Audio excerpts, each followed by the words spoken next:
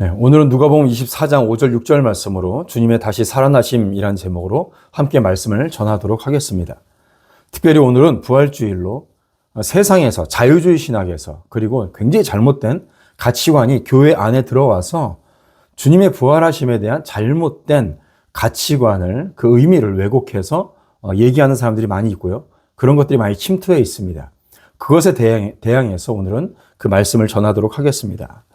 누가복음 24장 1절에 보면 안식 후 첫날 새벽이라는 말씀이 나와요. 여러분, 안식일은 토요일이죠. 그리고 우리는 주일날 예배를 드립니다. 여러분, 우리가 왜 주일날 예배를 드리죠? 우리가 주일날 예배를 드리는 이유는 주님의 부활하심을 기념하고자 안식 후 첫날, 그러니까 주일날 예배를 드리는 거예요. 이날은 주님께서 사망을 이기시고, 그러니까 죽음에게 죽음을 선포하신 날이죠. 우리에게 영원한 생명을 약속하셔서 그 약속이 완전히 성취된 날이 바로 주일입니다. 그래서 안식 후 첫날에 사도들이 함께 모여서 예배를 드렸어요. 이것이 초대교회의 전통이 되었고 지금 우리 시대까지 이어져 오고 있는 겁니다. 처음에 기독교인들은 유대인 출신들이 대부분이었잖아요. 그러니까 안식일에도 모이고 유대인들을 원래 모였던 대로, 그리고 또 주일날에도 모였어요. 그러다 이방 세계로 복음이 전파되면서 안식일이 완전히 주일로 확정이 된 겁니다. 그러니까 안식일이 주일로 완성이 된 거죠. 간혹 보면 인터넷이나 여러 가지 이제 떠돌아다니는 말들을 보면 이런 초대교회의 전통을 전혀 알지 못하고 또는 무시하는 사람들의 말이 떠돌아다닙니다. 그러니까 안식일에 예배를 드렸다가 우리가 주일날 예배를 드리는 이유가 로마의 태양신교의 날에 예배를 드리게 되었다. 이런 식으로 와전돼서 얘기를 하는데, 그것은 교회사나 신학사를 전혀 모르는 그런 무지한 사람들이 말하는 헛된 소리입니다. 성경에 이미 안식 후 첫날에 부활하신 주님을 기억하고 기념하는 의미로 예배가 드려졌어요. 그래서 우리는 매 주일마다 우리 주님의 부활을 기념하는 그런 예배가 드려져야 될 줄로 믿습니다. 부활은 우리를 사망 권세에서 구원하신 영원한 생명을 완성하신 주님의 축복의 날이에요. 그것을 더욱 깊이 묵상하기 위해서 이제 절기 예배로 부활주일을 따로 우리가 기념해서 예배를 드리는 겁니다. 우리가 예수 그리스도를 믿음으로 구원받고 생명의 부활을 경험한 자의 가장 첫 번째 할 도리가 무엇이겠어요? 그것은 주님의 부활하심을 우리가 나가서 전파하는 것입니다. 그런데 우리가 주님의 부활을 전하는데 그냥 한마디 짧은 문장으로 다 할 수가 없어요. 주님께서 여러분들을 위해서 죽으시고 다시 부활하셨습니다. 여러분, 이 한마디로 모든 것들이 이해되지 않습니다. 그것을 말한다고 전파되는 것이 아니에요. 그냥 한 10초면 되잖아요. 이런 말을 하라는 것이 아니라 이 속에 숨은 의미를 사람들에게 전달해야 되는 거죠. 예수님의 죽으심과 부활하심이 왜 중요한지, 너에게 왜 필요한지를 전하는 것이 바로 우리 주님의 부활을 전하는 겁니다. 그래서 복음을 전하는 것은 그냥 카페에서 커피 마시면서 이렇게 하는 게 아니에요. 제가 늘 말씀드렸죠. 한 사람을 기도하면서 반드시 교회로 여러분들은 데리고 오시기만 하십시오. 그러면 목사인 제가 주님의 말씀을 열심히 전해서 그들에게 주의 복음을 온전히 전하겠습니다. 제가 그렇게 말씀드렸잖아요. 그러니까 전도는 교회에 여러분들이 데려오시기만 해요. 그냥 말로 커피 마시면서 할 수 있는 얘기가 아닙니다. 예를 들어서 이런 거죠. 예를 들어서 물리학 공식에 F는 MA 이런 공식이 있어요. 그 공식 하나는 굉장히 짧잖아요. 수학 공식은 하나 짧잖아요. 그런데 그 안에 엄청난 지식이 담겨 있습니다. 그래서 그 공식으로 폭탄도 만들고 자동차도 만들고 우주선까지 만들어내는 거죠. 마찬가지로 부활이라는 단어에도 이런 깊은 의미와 엄청난 능력이 내포되고 있는 거예요. 자, 그래서 오늘은 예수님께서 부활하실 때에 무덤에 두고 가신 것을 보면서 우리가 부활의 의미를 살펴보고 그 다음에 본격적으로 자유주의 신학의 잘못된 부분을 함께 보도록 하겠습니다.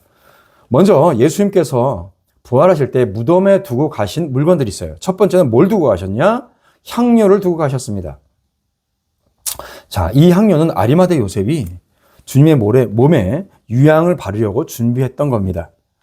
향료는 뭐냐면 이 땅에서 살아가는 사람들이 가장 영광스러울 때 뿌리는 향신료예요. 가장 영광스러울 때. 엄청나게 비싼 거죠. 그러면 그 향료를 그대로 두시고 부활하셨다는 의미는 뭡니까? 그 향료의 최종 종착지는 무덤이에요. 무슨 얘기냐? 이 땅의 모든 영광과 영화도 무덤까지예요. 부활 이후에는 쓸모가 없는 겁니다. 아무런 의미가 없어요. 이 땅에서 살아갈 때의 성공과 아름다움을 드러내는 것이 무엇이냐? 바로 향료인데 바로 그것을 없앤 겁니다. 그것은 무덤까지. 우리가 이 땅에서 가장 영광스러운 것을 얻기 위해서 불철주야 노력하지만 이것도 무덤과 함께 사라집니다. 이런 것들은 천국 가는데 전혀 도움이 되지 않고 가져갈 수도 없어요. 또 이 향료는 뭐예요? 죽은 사람의 망자의 영혼의 안식을 기원하는 것으로 또 뿌렸다고도 합니다. 굉장히 이제 부자들만 그런 얘기를 했겠죠. 여러분, 우리 주님은 죽음을 이기셨어요. 죽음에게 사망 선고를 한 겁니다. 그러니까 향료를 뿌리면서 영혼의 안식을 빌어줄 필요가 없는 거예요. 우리가 보통 가면 장례식 같은 데 가면 뭐라고 얘기해요? 명복을 빕니다. 이런 얘기를 하잖아요. 여러분, 부활의 주님을 믿는 그리스도인들은 이 말을 하면 안 돼요. 믿는 자는 예수님과 함께 부활할 것이기 때문에 명복을 빌 필요가 없습니다. 이미 우리는 영원한 복락을 얻었어요. 할렐루야. 예, 아멘. 불신자는 어때요? 그들은 영원한 지옥이에요. 끝났어요. 그들에게 명복이라는 것은 존재하지도 않습니다. 그래서 장례식에 가서 명복을 빈다는 말은 소용이 없어요.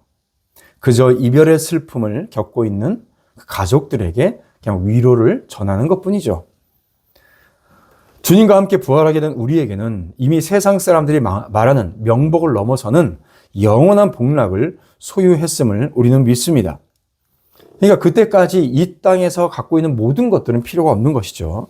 자, 두 번째로 우리 주님은 부활하실 때 수의를 두고 가셨어요. 그러니까 시체를 싸는 그런 수의죠.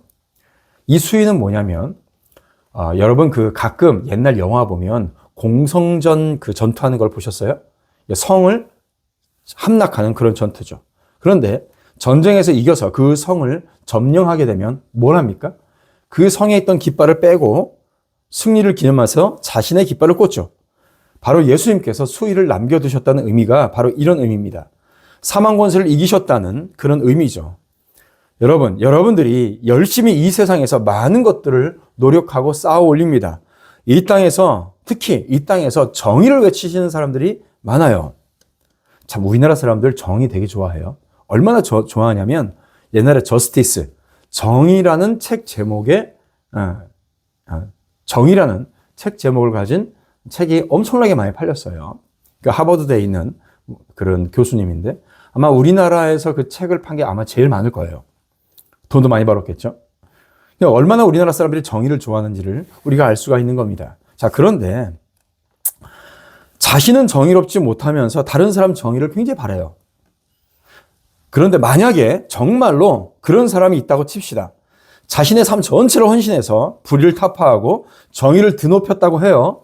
그렇게 해도 그것은 이 땅까지에서예요. 이 땅에 속한 것이지 부활 이후에는 아무런 의미가 없습니다. 그 역할도 무덤까지예요. 천국의 소망에 아무런 도움이 되지 않습니다. 자, 세 번째로 우리 주님은 부활하실 때 머리에 쓰셨던 수건을 두고 가셨어요. 우리 주님께서 이 땅에 계실 때에 많은 과부와 고아 통곡하는 그런 형제와 자매들의 눈물을 닦아주던 역할을 하는 것이 수건입니다. 여러분, 이 땅에서 우리가 살아가면서 얼마나 울 일이 많이 있습니까? 자녀 때문에 울기도 하고요. 부모는 자녀 때문에 울죠. 또 자식들은 부모 때문에 울어요. 자, 또 육체의 질병으로 인해서 많은 눈물을 흘립니다. 또 많은 고난으로 인하여서 다하는 눈물도 많이 있습니다. 얼마나 많은 눈물이 있습니까? 그러나 그런 눈물도 무덤까지예요. 무덤까지예요. 그 이후에는 눈물이 없어요. 자, 여러분, 기독교에 대해서 우리가 착각하는 것들이 너무나도 많이 있습니다. 오늘 이것을 바로 잡을 건데요. 자유주의 신학자들이 기독교를 완전히 박살낸 것이 있어요. 그들이 뭐라고 하냐면 가난한 자와 함께 울어주는 그 현장에 주님이 계신다. 이런 삿된 소리를 합니다. 여러분, 오늘 본문 말씀해 보면 여자들이 예수님의 무덤에 와서 울어요. 울고 있을 때에 그 자리에는 수의도 놓고 향료도 놓고 갔고 수건도 놓고 갔고 모든 것을 그대로 다 내버려 두셨습니다. 그런데 그 자리에서 여자들이 울고 있어요. 그러니까 천사들이 와서 뭐라고 얘기합니까? 두 천사가 말합니다. 어찌하여 산 자를 죽은 자 가운데서 찾느냐? 여기에 계시지 않고 살아나셨느니라. 이렇게 얘기를 합니다. 여러분, 그래서 제가 지금까지 이것에 대해서 의미를 말씀드린 거예요. 그런데 자유주의에 물든 이 목사들에게 물어보면 뭐라고 얘기하냐면 늘 가난한 자와 억압당하는 자들과 함께 있으면 그것이 주님과 함께 있는 것이다 라고 얘기를 해요. 여러분, 하지만 이 세상의 모든 고통, 억울함, 눈물 다 무덤에 갖다 놓아야 됩니다. 무덤까지예요. 여자들이 무덤에 와서 예수님을 찾는 것처럼 제가 연약한 자와 함께 있는데 주님 어디 계십니까? 물을 때 주님은 뭐라고 말씀하시겠어요? 왜 거기서 나를 찾지? 나는 거기 없는데. 이렇게 얘기를 하는 겁니다. 여러분, 우리는 기독교를 이런 사람들을 통해서 마치 세상의 어려움을 어루만져주고 밝혀주는 계몽의 단체로 치부하고 말아요. 여러분, 그러지 마십시오. 기독교로 세상을 변화시키자. 우리가 나가서 세상의 연약한 자를 돕고 세상을 변화시키자. 그런 구호가 교회 안에 가득합니다. 그 프레임에 갇혀 있어요. 어떤 프레임에 갇혀 있는지 아세요? 착하게 살아야 된다. 이런 PTSD에 꽉 눌려 있어요. 이게 가장 큰 문제입니다. 그러면서 무슨 임대차 문제, 용산의 무슨 문제, 하여튼 문제만 터지면 거기서 위로를 해준답시고 가서 얘기도 해주고 예배를 드려줘요. 그러면서 그들과 같이 있을 때에 하나님께서 같이 계신다는 거죠. 여러분, 정말 그런 사람들의 얘기를 들으면서 아주 10년 전, 20년 전까지 전부 다 파묘해서 다 물어보고 싶어요. 물어볼까요, 한번? 세월호는 그렇게, 아픈 얘기죠. 너무 슬픈 일입니다. 세월호는 그렇게 난리를 쳤어요. 그런데 무한공항 참사는 왜 아무런 말도 안 해요? 세월호는 그렇게 난리를 치면서 여러분, 우리나라 국가 수호를 위해서 싸웠던 그 참수리호는 왜 얘기 안 하죠? 너무 웃기는 거 아니에요? 자신의 정치적인 이익과 목적 때문에 있는 거지 정말로 그 사람들의 아픔과 함께 한다고요? 헛되고 삿된 소리입니다. 그래야 다 좋다고 합시다. 그런데 이 땅을 살아가면서 돈, 건강, 자녀, 사업의 문제 다 필요해요. 여러분들 열심히 공부하고 수고해서 그것들을 성취하십시오. 그것도 이 땅에서 하나님의 창조 질서 가운데에 여러분들에게 주신 복 중에 하나입니다. 그런데 그 모든 것들은 뭐예요? 이 땅에서만 필요한 거예요. 이 땅에만 속한 것들입니다. 그러면 이 땅의 문제는 모두 무덤에서 끝내야죠. 거기에는 예수 그리스도가 없습니다. 영생과 거듭남의 문제는 도외시한 채 이 땅의 문제에만 천착하고 어려운 사람들을 도와주면 된다? 아니죠. 자신의 정치적 스탠스에 맞는 곳에만 가서 자신의 이름을 나타내는 아주 파렴치한 인간들 아닙니까? 다시 앞서 말씀드린 것처럼 예수님께서 무덤에 두고 가신 것들의 의미를 정리해 봅시다. 향료 뭐예요? 이 세상의 영광입니다. 수의 뭐예요? 이 세상에서 의미 있는 일. 그쵸? 의를 이루고 악의 세력을 물리치고 이런 것들이겠죠. 세상에 슬픔을 당한 사람들과 함께하는 것, 수건이죠. 이런 일들이 무덤까지로 끝나는 것을 여러분들 기억하시길 바랍니다. 내가 부활의 주님과 함께 있는 것에는 어떤 도움도 줄 수가 없어요. 그러므로 사랑하는 성도 여러분, 두 번째로 헛된 곳에서 주님을 찾지 말아야 됩니다. 자, 우리 주님이 십자가에서 죽으셨을 때에 무슨 일이 일어났습니까? 성전에 있던 휘장이 위아래로 쫙 찢어서 둘로 쪼개졌어요. 이것은 유대 율법주의를 의미합니다. 휘장 안으로는 아무로 들어오지 못하도록 율법으로 막았어요. 그런데 우리 주님께서 십자가에 죽으신 이후에 가장 먼저 일어난 일이 그 휘장이 둘로 갈라져서 찢어진 일이에요. 자, 그러면 그 전엔 율법이 사람을 주관했어요. 지금은 뭡니까? 주님의 은혜로 주님께서 우리 모든 것들을 주관하십니다. 그럼 우리가 주님 앞에 드리고자 하는 예배는 어떤 예배입니까? 율법적인 예배가 아니라 신령과 진정으로 드리는 예배예요. 제가 예배를 시작할 때에 요한복음 4장의 말씀으로 예배를 선포하죠. 아버지께 참되게 예배하는 자들은 영과 진리로 예배할 때가 오나니 곧 이때라. 아버지께서는 자기를 이렇게 예배하는 자들을 찾으시느니라. 이렇게 말씀합니다. 자, 여기서 영과 진리는 뭐냐면 성령과 진리의 말씀이에요. 뭐라고요? 성령과 진리의 말씀. 즉, 여기서 예배드리는 사람들은 하나님의 말씀에 대해서 체계적으로 많이 알고 하나님이 어떤 분이신지 제대로 알고 공부한 다음에 그 하나님 앞에 예배 드려야 정말로 영과 진리로 예배를 드릴 수 있는 겁니다. 날이 갈수록 세상적인 지혜는 높아가는데 어떻게 된 것이 성경적인 지식에 대해서는 늘 그 자리에 머물고 있어요. 아니죠. 그 자리에 머물고 있는 것이 아니라 그냥 알고 있던 것도 다 까먹잖아요. 믿음의 성장이 없어요. 믿음의 성장은 하나님의 말씀을 얼마나 풍성하게 알고 정말로 온전히 교리적으로 반듯한 지식을 갖고 있느냐가 믿음의 성장의 지표입니다. 그런데 이런 것들은 다 무시하고, 그렇죠? 몰라요. 양극단으로 갈라져 있어요. 어떻게 갈라져 있는지 아십니까? 한쪽으로는 복을 주소서, 복을 주소서. 그 반대급부로 그러면 되겠냐? 사회에 나와서 개혁시켜야지. 사회개혁, 도덕적 윤리 이렇게 얘기를 합니다. 둘 다 잘못된 거예요. 하나님을 바르게 예배하는 자는 영과 진리로 예배하는 자인데 하나님의 말씀을 교리적으로 올바르게 아는 것이 신령과 진정으로 예배 드리기 위한 가장 기본적인 필요 조건입니다. 그런데 이렇게 예배를 드리지 않는 자들의 특징이 뭔지 아세요? 사람들이 좋아하는 방식으로 변질된 예배를 드리는 거예요. 아까 전에 제가 말씀드린 것처럼. 그것은 특별히 요즘 들어서 사회개혁적인 얘기가 더 많이 나옵니다. 이게 뭐예요? 이것이 율법주의입니다. 그런데 예수님께서 죽으시고 부활하시면서 첫 번째로 찢어버린 것이 무엇이냐? 바로 이 율법주의예요. 자, 그렇다면 여러분, 율법주의가 뭔지 알아야겠죠? 율법주의는 정말로 기독교 2000년 동안 기독교를 가장 많이 공격했던 겁니다. 그러면 율법주의가 뭔지 알면 적그리스도가 무엇인지 알게 되겠죠. 우리가 이것을 잘 분별하지 못하면 여러분 이것을 교회에서 굉장히 혼란스럽게 됩니다. 여러분이 교회를 다녀보셨다면 대한민국 어느 목사도 율법을 지켜야만 천국을 갑니다라는 말은 하지 않을 거예요. 그렇게 설교하는 목사가 없습니다. 그렇게 설교하는 사람이 있다면 구별하기 참 좋을 거예요. 그런데 이게 율법주의와 우리가 복음과 구별이 안 되는 이유가 있어요.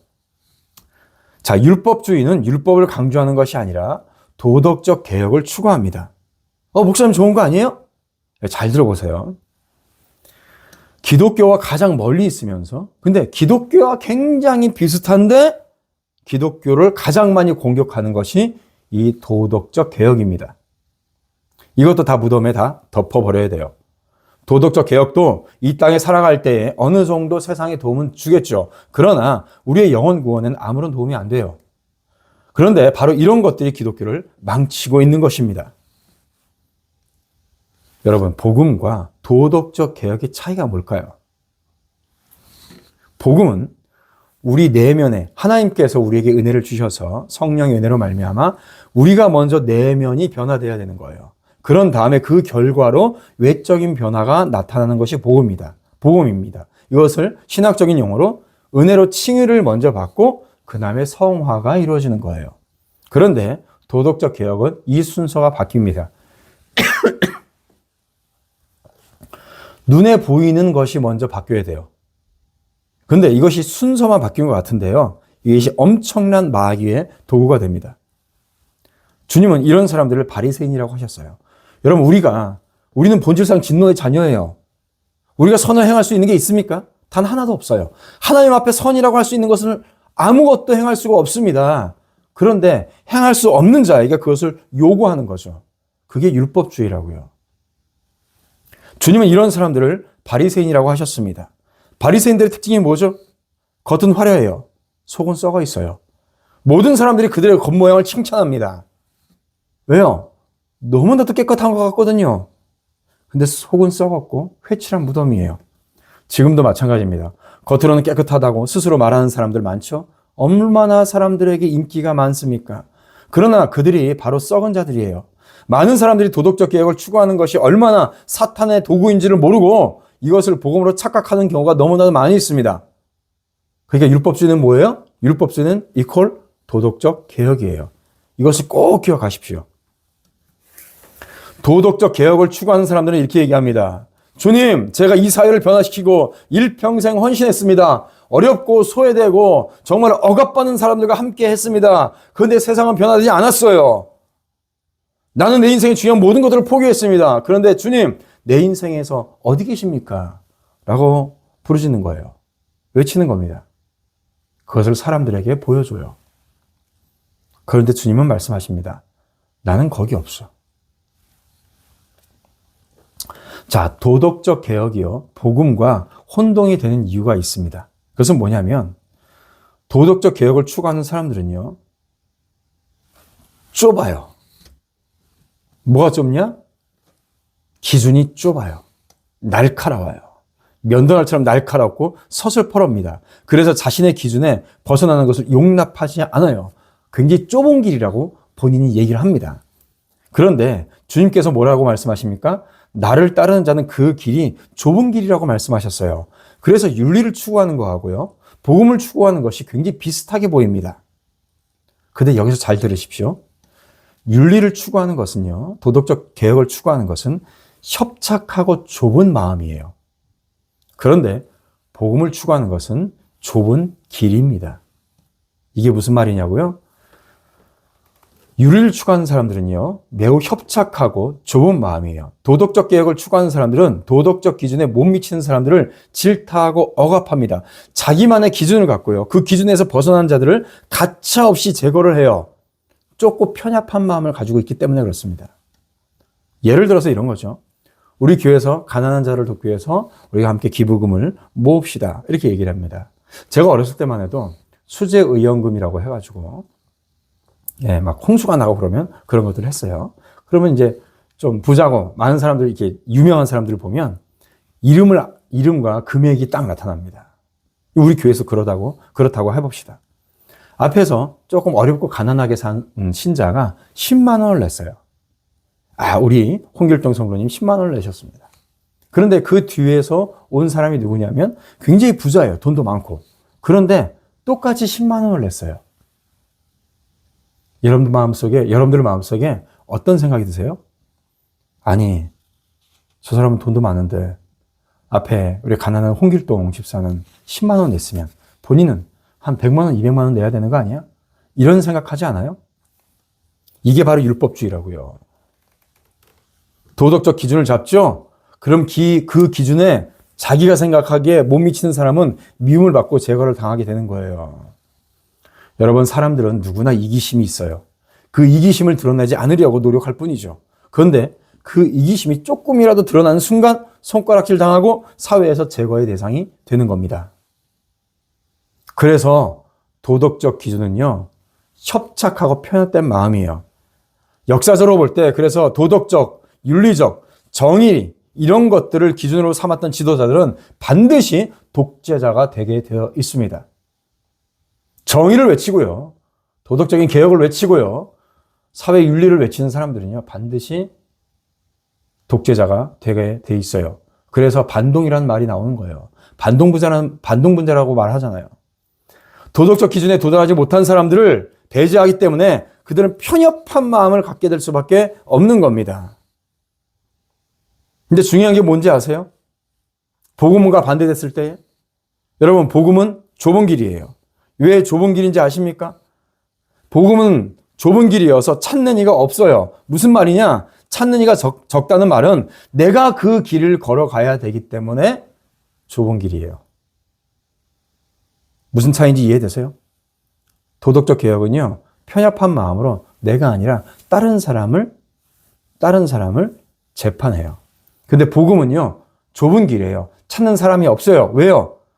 내가 걸어가야 돼요. 나의 자아를 죽이고 내 죄를 죽이고 내가 직접 그 길을 걸어가야 되는 거죠. 그래서 도덕적인 길은 협착한 도덕적 기준을 갖고 있으면서 그 기준에 미달하는 자들을 힐난하고 헐뜯는 길이 도덕적 개혁입니다. 그래서 내가 아니라 다른 사람의 피를 흘리게 하는 거예요. 근데 복음은 나의 죄를 바라보기 때문에 오히려 다른 사람의 죄를 용납하고 품어주게 되어 있어요. 왜요? 다른 사람의 죄를 보고 다른 사람이 악한 모습을 봐요.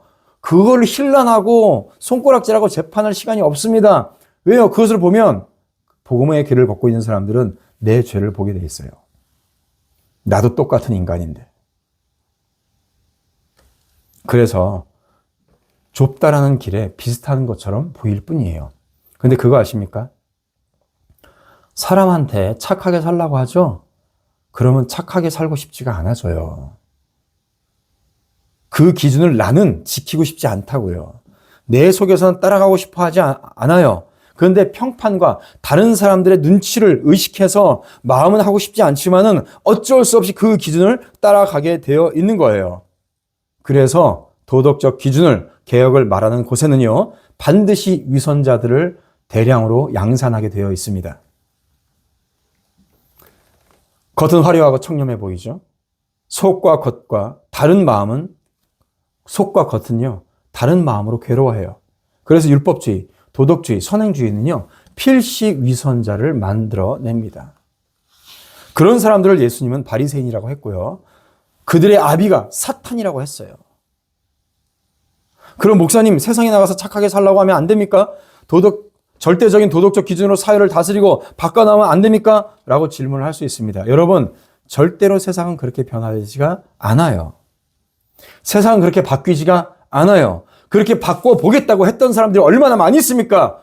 그런데 그럴수록 세상은 더 피폐해졌잖아요. 세상이 그렇게 해서 바뀔 수 있다고 생각하면 여러분 스스로를 한번 바꿔보세요. 다른 사람 얘기할 것 없이 여러분 스스로를 바꿔보시라고요. 여러분 부모님들, 여러분들이 사랑해서 배 아파서 낳고 사랑해서 돈 들여 일평생 키웠고 그런 자녀들 말 안 듣잖아요. 변화되지 못하잖아요. 부모님들 여러분들 자녀를 변화시키지 못하잖아요. 그런데 어떻게 세상을 변화시켜요? 여러분들 항상 연초가 되면 결단하죠? 반드시 담배를 끊고 해야 말겠다. 못 끊잖아요. 여러분 저도 변화가 안 돼요. 먹는 거 좀 줄여야지. 살 좀 빼야겠다. 안 된다니까요. 먹는 게 얼마나 맛있는데요. 고기가 그렇게 맛있어요. 끊지를 못하겠어요. 내 자신도 변화시키지 못하고 끊지를 못하는데 제 얘기를 하면 그렇게 좋아해요? 여러분 내 자신도 그렇게 변화시키지 못하는데 누구 남을 변화시켜요? 사회를 바꿔요? 안 된다니까요. 집에서 아버지가 가정을 윤리적으로 도덕적으로 높은 기준을 딱 붙여놓고 가정을 다스린다고 해보세요. 자녀들은요 골병대로 죽습니다. 그거 하지 못하게 한 거 몰래 하고 싶어가지고요. 율법적 도덕적 선함을 기준으로 하면 필연적으로 뭐예요? 위선자가 생겨요. 그래서 그런 자들이 가정을 망치고 교회를 망치고요. 지금 이 나라를 망치고 있는 겁니다. 어떤 사람들이요? 깨끗하다고 말하는 사람들이. 그러나 기독교는 내 마음의 변화는 하나님의 진리의 말씀을 통해서만 가능해요. 나는 안 돼요. 착각하지 마세요. 세상에 가난한 사람들과 동고동락하기 위해서 그들을 위해 준다고 해서 그들 속에 그리스도가 있거나 성령이 임재하는 것이 아닙니다. 그들의 마음을 위로해주고 기쁘게 해준다고 해서 그 안에 그리스도가 있는 게 아니에요. 성령의 임재는 진리의 말씀을 통해서만 가능한 줄로 믿습니다. 지금처럼 말씀을 들을 때에 그럴 때에만 성령의 임재가 있는 거예요. 바로 이것이 보수주의냐 자유주의냐를 가르는 기준이에요. 절대 간과해서는 안 될 기준입니다. 자유주의는 뭐예요? 하나님의 말씀이 직접 개입하지 않아도 내가 그들을 도와주면 그들의 마음에 감화 감동이 일어나서 마음을 돌이킬 수 있다고 생각합니다. 안 된다니까요. 보수주의는 죄된 인간으로는 절대로 그렇게 할 수가 없다. 하나님의 말씀이 그들의 양심에 들어가서 성령께서 역사해 주셔야지만 변화가 될 수 있다. 라고 말하는 거예요. 자, 잘 봅시다. 그래서 보수주의를 다른 말로 우파라고 하고 자유주의를 기독교 내에서 좌파라고 하는 거예요. 자, 그러면 여러분 한번 물어볼게요. 여러분들이 보수주의자인지 자유주의자인지를 지금 제가 얘기를 해주는 걸로 여러분들이 스스로를 판단해 볼 수가 있어요. 제가 얘기하는 걸 간단해요. 아주 간단한데 잘 들어보시고 내가 보수주의자인가, 내가 자유주의자인가를 알 수 있어요. 자, 자유주의자는 어떤 사람이냐면 좌파는 자기는 신앙생활 제대로 안 해요. 맡겨진 일도 잘 안 해요. 가정 잘 안 돌봐요. 자신은 정도의 길을 걷지 않아요. 그런데 다른 사람들에게 그 도덕적 기준을 잣대를 재요. 그래서 비난하고 잔소리해요. 이게 자유주의, 좌파입니다. 제가 군대에 있을 때 제 바로 밑에 후임이 그런 애가 있었어요. 게으르고 아침에 제대로 빨리 일어나지도 않아요. 그리고 맡겨진 일도 대충 하고 뭐 제대로 하는 게 없어요. 그런데 시간이 지나서 상병 달고 병장 달고 하니까 자기 밑에 있는 애들을 얼마나 잡돌이를 하는지 몰라요. 그게 자유주의 좌파예요. 보수주의는 세상의 악을 봐요. 다른 사람의 죄를 봐요. 그러면 그 죄를 보고 나의 죄를 돌아봐요. 그게 보수주의예요. 그게 우파예요. 여러분들 보수주의자예요? 자유주의자예요? 스스로를 점검해 보세요. 요즘 보면 보수주의의 간판을 달고 자유주의의 가치를 추구하는 교회가 너무나도 많이 있습니다. 우리 주님께서 뭐라고 말씀하세요? 기록된 바 의인은 없나니 하나도 없으며 선을 행하는 자는 없나니 하나도 없도다. 또 주님께서 뭐라고 말씀하십니까? 어찌하여 나를 선하다 일컫느냐? 하나님 한 분 외에는 선한 이가 없느니라. 예수님 스스로도 자신에게 선하신 랍비 선생님이라고 한 그 사람에게 나는 선하지 않다라고 말했어요. 근데 누가 자신을 깨끗하다고 얘기를 해요? 그 사람이 사탄의 자녀예요. 이 말씀을 정말로 여러분들이 믿으면 이 세상에서 자신에게 선을 외치는 자더라도 그는 악한 자로 봐야 됩니다. 많은 사람들의 언행을 보고 어떤 정치인이나 유명인이 스스로 선하다고 인정하고 그 사람을 존경하는 그런 죄를 범하면 안 되는 거예요. 이것이 선이 아님을 가르치는 것이 교회입니다. 그리고 바로 이것 때문에 우리 주님께서 못 박혀 죽으셨어요. 만약에 우리 주님이 착하게 사십시오 이렇게 말했다면 아무도 주님을 못 박지 않았을 겁니다. 그런데 세상 사람들이 선이고 정의라고 주장하는 것을 예수님께서는 그것은 아니다 라고 말씀하셨어요. 그러니까 죽임을 당한 거예요. 그래서 저 같은 사람이 선을 행하는 것이 세상을 바꾸지 못합니다. 정의를 외치는 사람들이 위선자입니다. 평화를 말하는 사람들이 위선자입니다. 라고 외치니까 돌을 맞는 것이고 야유가 쏟아지는 거예요. 착한 일을 하십시오. 선한 일을 하십시오 하면 죽임당하지 않습니다. 그러나 이런 것들은 다 전부 다 무덤에 놔둬야 되는 거예요. 오직 구원, 오직 영광, 오직 하나님과의 연합은 말씀으로만 가능합니다. 이 원리를 이해 못하면 아무리 여러분이 교회를 다닌다고 해도 그저 착각 속에 사는 거예요. 믿음의 생활을 선행으로 착각하여서 엉뚱한 것을 추구하면서 살아가게 되는 거죠. 우리 주님께서 그렇게 선을 외쳤던 바리새인들에게 대해 마태복음 23장에서 그들에 대해서 굉장히 자세하게 말씀해 주고 있습니다. 여러분 마지막으로 마태복음 23장을 찾아서 함께 읽어보면서 우리 주님의 말씀을 함께 묵상하도록 하겠습니다. 한번 찾아보십시오. 자, 제가 읽어가면서 설명을 해드릴 테니까 눈으로 따라오십시오. 바리새인들, 즉 위선자들은 2절에 주님께서 이렇게 말씀하세요. 서기관과 바리새인들이 모세의 자리에 앉았으니 뭐예요? 모세의 자리, 재판장의 자리에 앉는 거죠. 3절에 그러므로 무엇이든지 저희의 말하는 바는 행하고 지키되 저희의 하는 행위는 본받지 말라. 저희는 말만 하고 행치 아니하며 뭐예요? 선을 주장하는 사람들, 가난한 자들과 소외된 자들을 위해서 살아간다고 하는 사람들은요, 자기들의 이익을 다 챙깁니다. 그러면서 말로는 어려운 자를 위해서 살아가고 있다라고 얘기를 하는 거죠. 그러나 그 내면을 보면 자기 것을 다 축적해 놓고 있어요. 그들의 말은 아름다워요. 행동은 너무 다릅니다. 그래서 그들의 말만 들어라. 그들을 추종하지 말아라. 4절에 또 무거운 짐을 묶어 사람들이 어깨에 지우되 자기는 이것을 한 손가락도 움직이려고 하지 아니하며 이렇게 말씀하세요. 자기는 전혀 희생하지 않아요. 그러면서 정의를 외칩니다. 기업이 어쩌고 노동자가 어쩌고 얘기를 합니다. 그러면서 자신은 부자로 살기를 바라요. 집을 왜 두 채씩 갖고 있느냐? 그러면서 자기는 두 채, 세 채씩 가지고 있잖아요. 이 나라가 왜 이 모양이냐? 그런데 본인은 손가락 까딱 안 합니다. 자기 거 내놓지 않아요. 다른 사람들에게 무게를 지웁니다. 그런 사람들이 좋다고 따라다닙니다. 자, 5절. 들의 모든 행위를 사람들에게 보이고자 하나니 곧 그 경문띠를 넓게 하며 옷수를 길게 하니 뭡니까? 이들은 자기의 선한 행위를 많은 이들이 알 수 있도록 작전을 짠다는 거예요. 경문의 띠를 넓게 해요. 옷수를 길게 해요. 뭐예요? 사람들에게 자신의 선행을 보이도록 만들어요. 아니 어떻게 그렇게 불쌍한 사람을 잡고 눈물을 흘리는 순간 카메라가 딱 카메라에 잡힐 수 있습니까? 얼마나 그렇게 낡은 양말이, 낡은 신발이 클로즈업 될까요? 벗겨진 발바닥이 카메라에 찍힐까요? 눈물을 흘리면서 이제 조금 있으면 이제 선거철이죠. 그럼 보십시오. 맨날 뭐예요? 어려운 사람 찾아가고 양로원 찾아가고 가서 비석 닦고 있고.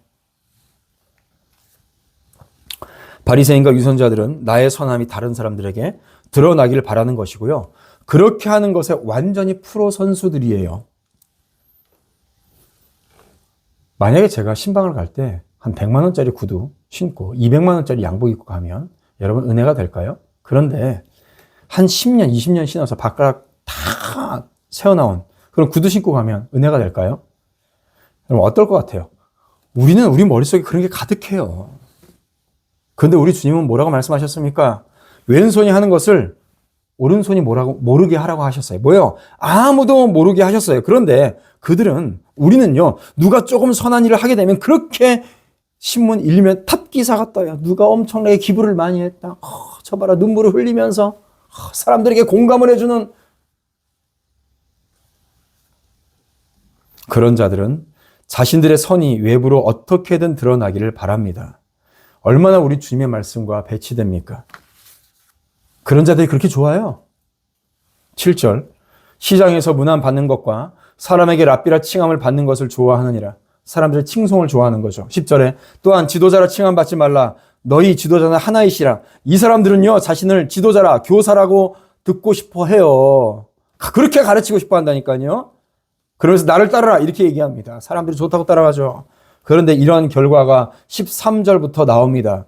화 있을진저 외식하는 서기관들과 바리새인들이여 너희는 천국 문을 사람들 앞에서 닫고 너희도 들어가지 않고 들어가려 하는 자들도 들어가지 못하게 하는도다. 뭐라고 말씀하세요?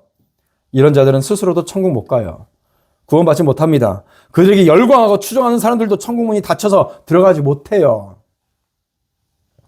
15절에 너희는 교인 하나를 더 얻기 위하여 바다의 육지를 두루 다니다가 생기면 너희보다 배나 더 지옥 자식이 되게 만든다. 많은 사람들을 따라오게 합니다. 자식에게. 자기가 깨끗하고 선하고 정의를 외치면서 그러면서 그들에게 2배, 3배의 짐을 얹어버리고 그들을 버려요. 24절에 소경된 인도자여 하루살이를 걸러내고 막대기를 삼키는 도다. 이 무슨 말씀인지 아세요? 하루살이를 걸러내고 막대기를 삼켜요. 뭐예요? 하루살이는 작은 비리예요. 작은 불법이에요. 약대는 뭐예요? 약대는 큰 비리입니다. 10만 원, 20만 원 받지도 않아요. 교통법규 철저히 지켜요. 그런데 100억, 200억은요. 아무렇지도 않게 꿀떡꿀떡 삼켜버려요. 작은 부분에서는 엄청 착한 척해요. 근데 큰 거는요. 아무렇지도 않게 다 행해버립니다. 그렇게 눈물을 흘리는 사람에게 닦아줘요. 뒤에는요. 사람을 죽여도 아무렇지도 않게 생각해요. 25절에 잔과 대접의 겉은 깨끗하되 탐욕과 방탕으로 가득하게 하도다. 27절 회칠한 무덤 같으니 겉으로는 아름답게 보이나 그 안에는 죽은 사람의 뼈와 모든 더러운 것이 가득하도다. 여러분 모든 악한 자들은 겉이 아름다워요. 말이 너무 선해요. 그런데 속은 썩어 있어요. 그 웃음 뒤에 사탄의 마수가 있다고요. 28절에 이와 같이 너희도 겉으로는 사람에게 옳게 보이되 안으로는 외식과 불법이 가득하도다. 여러분 사람에게 옳게 보이되 이 말이 핵심입니다. 예수님께서 죽은 이유가 뭡니까? 정말로 복음으로 산 사람들은요 욕을 먹어요. 왜 순교자가 나오는지 아십니까? 참된 기독교인들은 사람들에게 옳게 보이지 않기 때문에 그래요. 이것이 죄다! 라고 명확하게 얘기를 합니다. 반대로 이 사람들은요. 사람들에게 옳게 보이고 사람들에게 듣기 좋은 말만 해요. 그러면 절대로 순교자가 안 나와요. 바로 그 사람들이 이 땅에서 권세를 얻어요. 뱀들아, 독사의 새끼들아, 너희가 어떻게 지옥의 판결을 피하겠느냐? 그러므로 내가 너희에게 선지자들과 지혜 있는 자들과 서기관들을 보내매 너희가 그 중에서 더러는 죽이거나 십자가에 못 박고 그 중에서 더러는 너희 회당에서 책찍질하고 이 동네에서 저 동네로 따라다니며 박해하리라. 정리하겠습니다. 우리는 기독교인으로 산다는 것이 사회에서 정의를 드높이고 도덕적으로 선하고 양보하고 살아가는 것이 십자가의 길이라고 착각합니다. 천만의 말씀이에요. 오히려 그렇게 살아가서는 안 된다고 하는 것이 십자가의 길입니다. 그렇게 살면 사람들을 위선자로 만들게 돼요. 자기의 생각에 도덕적 기준에 미달한 자들을 쳐내는 그런 재앙이 뒤따르게 됩니다. 그런 도덕적 선을 추구하면 안 돼요. 그러면 무엇을 추구해야 됩니까? 하나님의 말씀으로 새 생명을 얻어야 돼요. 주의 말씀을 통해서 내가 얼마나 죄인인가를 깨달아야 됩니다. 그래서 성령으로 말미암아 내면이 먼저 변화되어야 돼요. 그래서 기쁜 마음으로 자연스럽게 주님의 율법에 순종하게 되는 겁니다. 그런데 그런 내면의 변화 없이 선을 행하면 반드시 외식하는 자가 나오게 되어 있어요. 부활은 이 땅에서 착하게 살려고 하는 마음을 땅에 묻고 오직 예수 그리스도와 연합하여서 같이 죽고 같이 살아가는 겁니다. 이 세상의 평만, 이 세상의 평판들, 빛나길 원하는 것들 다 십자가에 죽여야 되는 거예요. 그래야 예수님처럼 세상을 바라볼 수가 있는 겁니다. 당시에 예수님은 바리새인들이 보기에 그들의 기준에 못 미치는 윤리 기준을 갖고 공생애를 사셨어요. 바리새인들이 예수님을 향해서 뭐라고 평가했습니까? 먹기를 탐하며 죄인들과 같이 있었던 예수. 먹기를 탐하며 죄인들과 같이 있었던 예수. 자기들은 의로운 사람과 같이 있는 거죠. 먹기를 탐하지 않는다는 겁니다. 여기서 중요한 게 있어요. 예수님은요, 소외되고 어렵고 억압받는 사람들과 같이 있는 게 아니었어요. 죄인들과 같이 계셨어요. 무슨 말이냐? 자신을 죄인으로 인식하는 자와 같이 계셨다고요. 자신을 죄인으로 인식하지 못하면 예수님은 여러분들 마음에 안 계십니다. 그래서 복음은 이 땅에서 어떻게 살까? 어떻게 영광적으로 빛날까? 다른 사람의 평판에 좋아 보일까? 이것이 아닙니다. 다른 사람들에게 좋은 평판을 얻으려고 살려놓고 하는 것이 아닙니다. 그런 것들이 너무나도 가치가 없게 느껴져요. 그러니까 가치가 있게 생각되지 않으니까 다른 사람들이 보기에 너무나도 자연스럽게 욕심이 없는 자로 살아가는 것이죠. 사랑하는 성도 여러분, 우리의 소망은 무덤 이후에 있습니다. 내가 의를 이룰 수 있습니다가 아니라 그리스도요. 나는 죄인입니다. 나에게 의를 이루어 주십시오. 이것이 복음입니다. 여러분, 세상에 얼마나 잘못된 가치관으로 이 교회가 가득합니까? 정말로 원하기는 이 부활의 주일날 말씀을 통해서 여러분들 죄를 들여다보시고요. 성령으로 새롭게 되는 그런 은혜의 시간이 되기를 주님의 이름으로 축원드립니다. 기도하겠습니다.